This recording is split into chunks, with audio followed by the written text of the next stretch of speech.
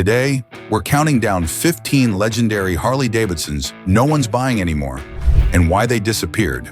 Stick around, number 8 and 15 might just blow your mind, because they're one of the best-looking Harleys you'll ever see. Harley-Davidsons built some of the most iconic motorcycles ever, but not every legend lasted. Ready to find out which ones didn't make it? Let's jump in. Number 1, Harley-Davidson V-Rod, 2002 to 2017. Now I have to tell you, this bike was Harley's rebellious kid. They dropped it in 2002, and what made it stand out was its liquid-cooled engine made with Porsche. Yup, you heard that right, Porsche. The V-Rod had crazy power for a Harley, about 115 horsepower, and looked super sleek with that stretched frame and low-slung vibe. But here's where it got messy. Harley fans didn't love it. A lot of the diehards felt like it wasn't Harley enough. It wasn't loud and rough like the classic cruisers. It was more of a muscle bike than a road king, and that turned a lot of people off. Plus, it wasn't exactly easy to handle.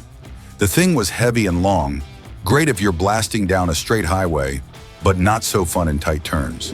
And when stricter emissions rules kicked in, Harley pulled the plug in 2017, but now people want them. It's become a collector's bike. Funny how that works, right? You know, when we are talking about collecting motorcycles, the next one might be one that will surprise you. Number 2, Harley-Davidson Street 750, 2014 to 2021. Now this one was Harley's way of trying to win over new riders. They dropped it in 2014, hoping younger folks and city riders would jump on board. It had a 749 cubic centimeter liquid-cooled engine. Yep, another liquid-cooled Harley. And it was lightweight, simple, and honestly pretty affordable for a Harley. It cost about $7,500 brand new. Sounds like a win, right? Well, kinda. But Harley fans weren't feeling it. The hardcore crowd said it didn't sound like a Harley, didn't ride like a Harley, and honestly didn't look like a Harley. It was missing that big, loud vibe. Instead, it felt more like a chill commuter bike than a weekend warrior. But look at the way it moves. Funny enough, the Street 750 actually did super well overseas, especially in India, where it became Harley's best-selling bike ever. But back in the US, sales were pretty low, and by 2021, Harley quietly pulled the plug on it. Today, you'll still see a few rolling around, but for the most part, it's one of those bikes that came and went. A cool idea, just not the Harley everyone wanted. And now, for a bike that was rolled out in the 90s and for the next 26 years, kicked ass and took names. Before you move further, make sure you subscribe and hit the bell to get notifications. Number 3, Harley-Davidson Dyna Series, 1991 to 2017. Okay, let me tell you about a bike that still gets people fired up, the Harley-Davidson Dyna. If you've ever hung out with Harley riders, you've probably heard someone say, man, they never should have killed the Dyna. And honestly, they're right. The Dyna series rolled out in 1991, and it quickly built a rep for being that middle ground Harley. It had the big, powerful, big twin engine like the Softails, but it came in a lighter frame that handled way better. Plus, it rocked those classic dual rear shocks, giving it a raw, old-school feel the Softails didn't have. People love that stripped-down, no-frills style. See how beautiful it is? And let's talk about the models. Like the Street Bob Fat Bob. Let's check out the Fat Bob first. But next up, the Street Bob. Curious what you think. The names alone sound badass, right?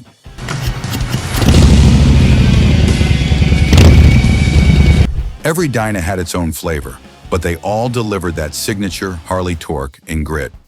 This wasn't your grandpa's cushy cruiser. This was a bike that wanted to rumble. But a plot twist in 2017, Harley killed the Dyna lineup. They merged it into the new Softail family because of the new Milwaukee 8 engine, which needed a stiffer frame. And yeah, Harley wanted to simplify things and attract younger riders. I get it, but man, a lot of us felt that loss. The Dyna wasn't just a bike. It was loud, rebellious, and unapologetic. Today, Dyna fans are super loyal, and the bikes are starting to climb in value. People are now realizing Harley might have ended something really special. If you ever get the chance to ride one, do it. Trust me, You'll understand why folks still talk about it like it never left. Before we get to number 8, coming up next is the Harley I used to dream of owning because it was so badass. Number 4, Harley-Davidson Sportster 883 Iron 883.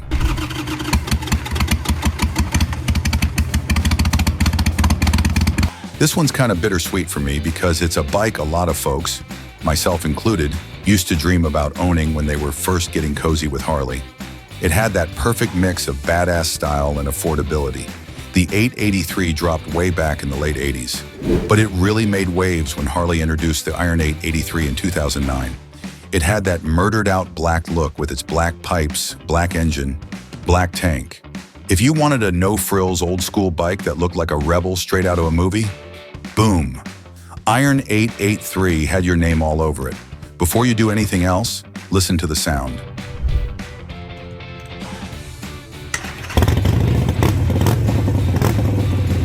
But for all its cool factor, the 883 wasn't exactly a powerhouse. We're talking 53 horsepower, and even though it had a great low-end torque for city cruising, it struggled on the highway, especially if you were riding 2-up or wanted to pass a semi. And while it had that classic peanut tank, it only held 3.3 gallons. Translation? You're stopping for gas way more than you'd like. Over the years, riders started looking for more power, more comfort, and better tech. And Harley? Well, they didn't update the Sportster lineup much. Same old air-cooled engine, same frame, same quirks. By the time Harley launched the Sportster S in 2021, with that beastly liquid-cooled Revolution Max engine, it was pretty clear that the old Iron 883 wasn't the future anymore. Now, don't get me wrong, the 883 still has its fans. It's a great entry-level Harley if you're cool with around-town riding and love that vintage vibe. But compared to newer bikes with more horsepower, smoother rides, and better suspension, it's lagging behind. These days, prices for used 883s are dropping. It's still an awesome bike if you want a classic Harley silhouette without breaking the bank. But if you're after power or long-distance comfort, you're probably looking elsewhere. Stay tuned till number 5, the Harley that flew so under the radar, very few knew of its existence. You think you would have? Come check it out. Number 5, Harley-Davidson Softail Rocker, 2008 to 2011. All right, now let's talk about another bike that honestly feels like Harley's wild child. If you've never heard of it, you're not alone. This thing flew under the radar for a lot of people, but trust me, it had a vibe all its own. The Rocker came out in 2008, and it was Harley's attempt to give you a factory custom chopper straight off the showroom floor. You know those stretched out, super low, long bikes you see in biker build-off shows? Yeah, that's kind of what Harley was going for, but without you needing to pay a custom builder 50 grand. The Rocker had that crazy long rear fender that hugged the big 240mm rear tire. And the seat? Oh man, it had what they called a trick passenger seat that folded out from under the solo seat when you needed to carry a passenger. It was slick, in theory, but in practice, that little seat wasn't exactly comfortable. Let's just say your passenger wasn't signing up for a road trip on it. Underneath, it had the familiar twin-cam 96B engine, so you got decent torque and that classic Harley rumble. But the handling was not so great. That stretched-out design made tight turns feel awkward, and it scraped pretty easily if you tried to lean hard into corners. Not really built for twisty mountain roads, this was more of a look cool cruising down Main Street kind of bike. The Rocker was only around until 2011. Harley quietly discontinued it because, well, it didn't sell all that well. Hardcore Harley guys thought it was too flashy, and the custom chopper crowd didn't think it was custom enough. It got stuck in no man's land. Personally, I think it's one of Harley's coolest risks. Not perfect, but bold. And sometimes bold is better than boring. While the Rocker was busy flexing in parking lots and turning necks at red lights, there was another kind of Harley rider out there. One who didn't care about chrome tricks or floating fenders. One who wanted their bike to look like it just came off a backroom brawl. For them, there was only one real answer. Number 6, Harley-Davidson Dyna Wide Glide, 1993 to 2017. Up next is the Dyna Wide Glide, aka the bike that looks like it rolled straight off the set of an 80s biker movie. This thing was pure attitude on two wheels. It had long front forks, skinny front tire, tall handlebars, and flames painted on the tank if you got lucky.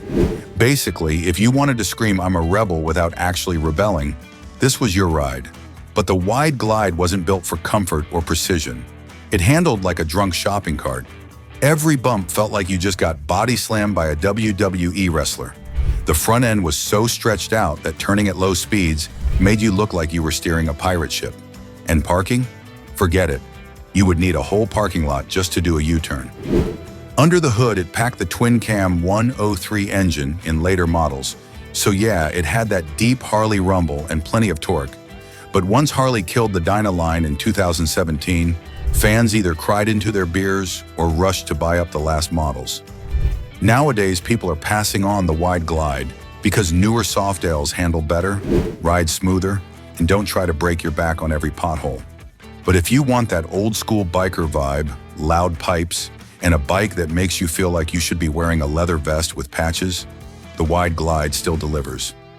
Up next in number 7 is the sporty Harley.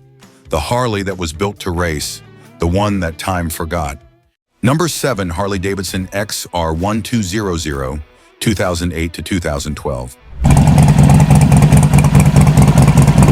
The Harley-Davidson XR1200, the bike that was Harley's attempt to break into the sport bike world. The XR1200 was sporty, fast, and aggressive. Not exactly what we usually think of when we hear Harley, right? It had a 90 horsepower engine, which is pretty strong for a Harley, and the suspension was better than what you'd expect. The bike could actually take corners without feeling like you're going to lose control. Imagine that. But the thing is, nobody knew who this bike was for. Harley fans didn't really care for it because it wasn't Harley enough, and sport bike fans were like, why not just buy a Japanese bike that's better at everything? It didn't fit into the classic cruiser world, but also didn't quite match up to the sport bike competition. It was stuck in this weird no man's land. Sales weren't great, and by 2012, Harley pulled the plug on it. These days, you won't see many XR120s around, but if you do, they're rare and definitely unique. I mean, who doesn't want a Harley that can actually, corner? If you love the idea of a Harley with some real performance chops, this might be your unicorn. Ready for the next one? Number 8, Harley-Davidson Softail Blackline, 2011 to 2013.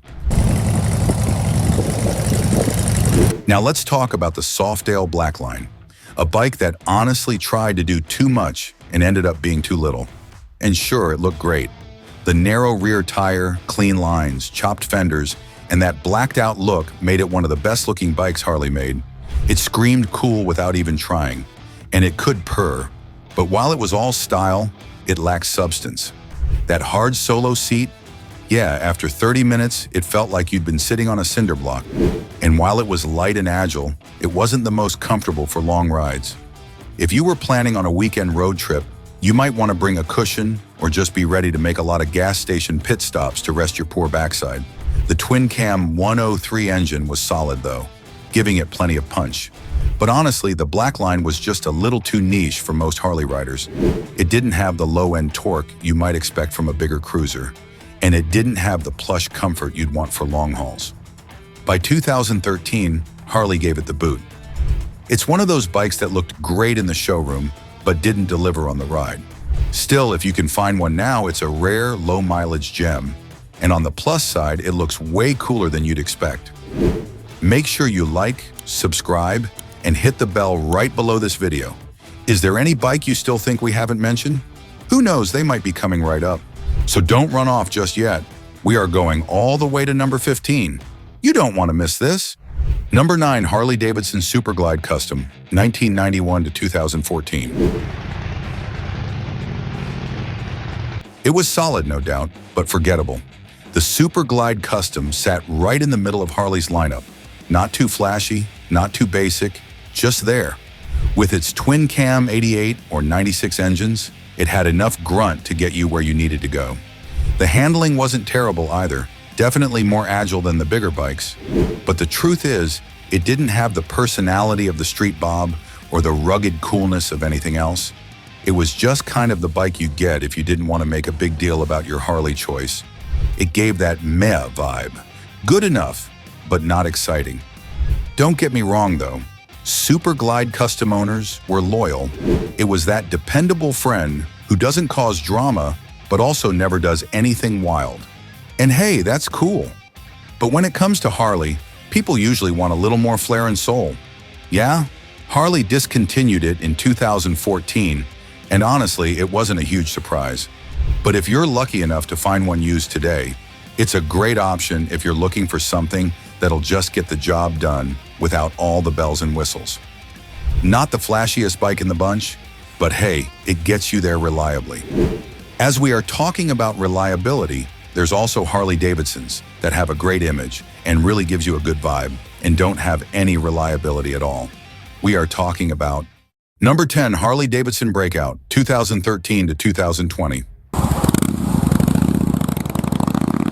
This bike was all about attitude and swagger. I mean, just look at it.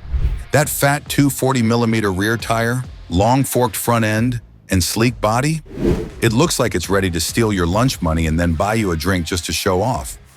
This bike screams bad boy and is definitely made for showing off. But here's the twist. It's not that great for actually riding. Okay, the Breakout was packed with power from the twin-cam 103 or 114 engine, depending on the model year. So yeah, it had plenty of muscle. But that rear tire wasn't just for looks. It made handling an actual pain. Turning corners felt like you were driving a monster truck through a go-kart course. It was definitely not the best for winding roads or tight maneuvers.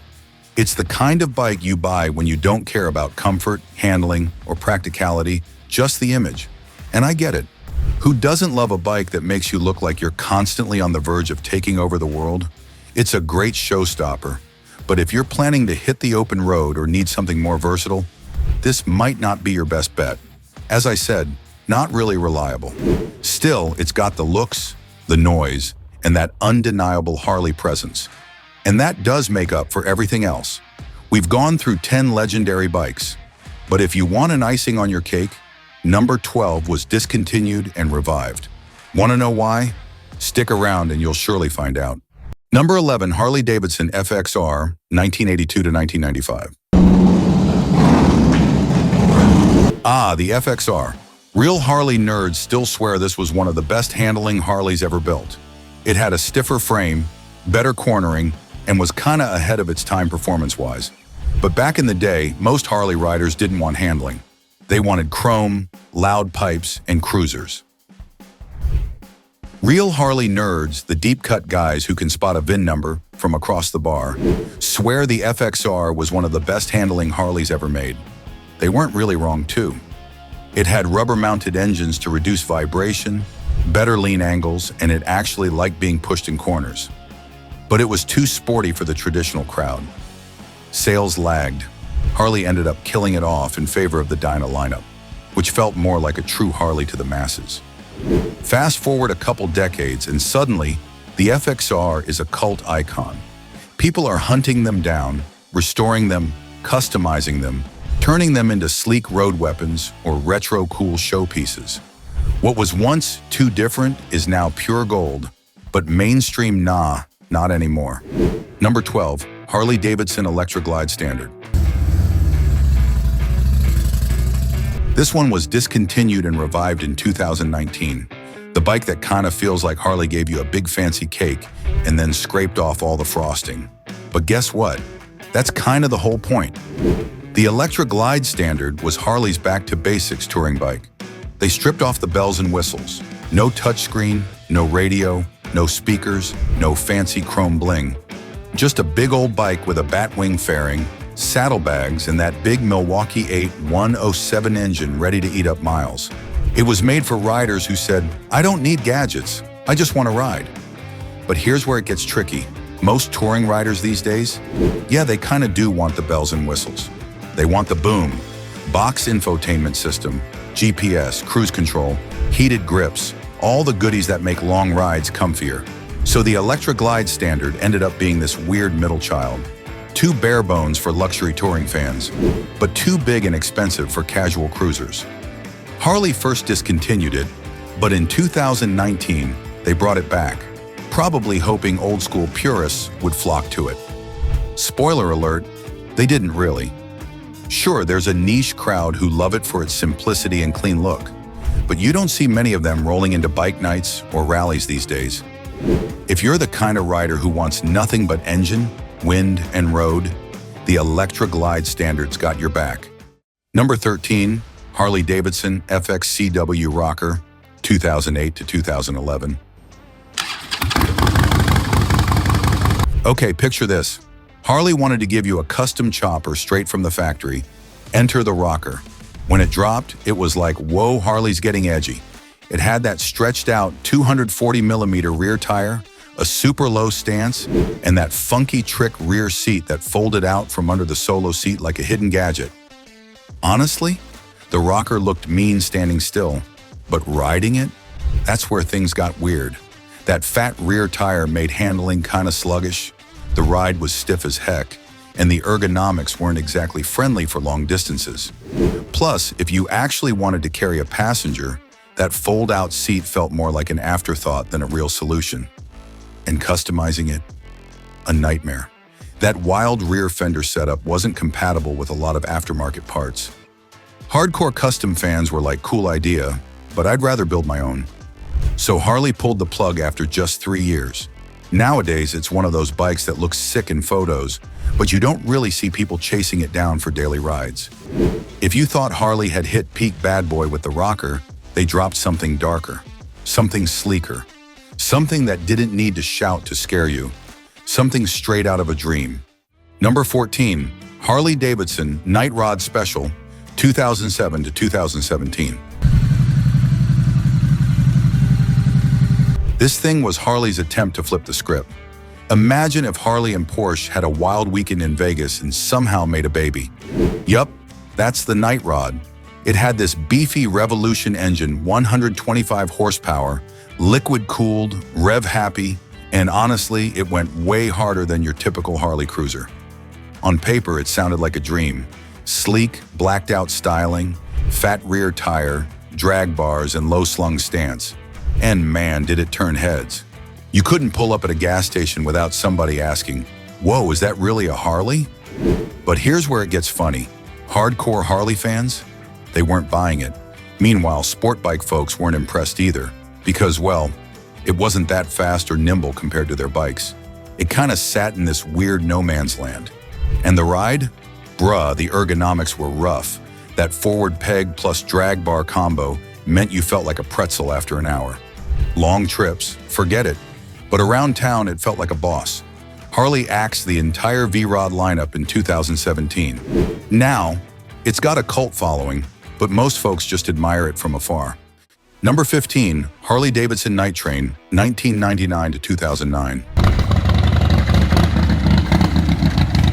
And finally, we've come to the last of the legends, the Night Train, the bike that looked like it should have been in a biker gang movie. Blacked out everything, low seat, minimal chrome, and a name that just sounds badass.